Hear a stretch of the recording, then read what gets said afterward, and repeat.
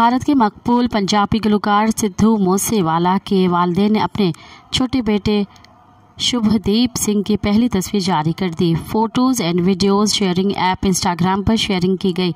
इस तस्वीर में नन्हा शुभदीप मुस्कुराहट के लिए वालिद बलकार सिंह की गोद में बैठा है। उनकी वालिदा चिरन कौर भी बराबर में मौजूद है। तस्वीर के साथ कैप्शन में उन्होंने शुक्र अदा करते हुए लिखा कि खुदा ने उन्हें एक और बेटे से नवाजा। दूसरी पोस्ट में उन्होंने एक वीडियो भी शेयर की जिसमें सिद्धू मूसेवाला, उनके वालिदैन और छोटे भाई की तस्वीरें दिखाई गई। सोशल मीडिया पर सार्फिन ने इस पोस्ट को सराहते हुए मोहब्बत का इजहार किया है।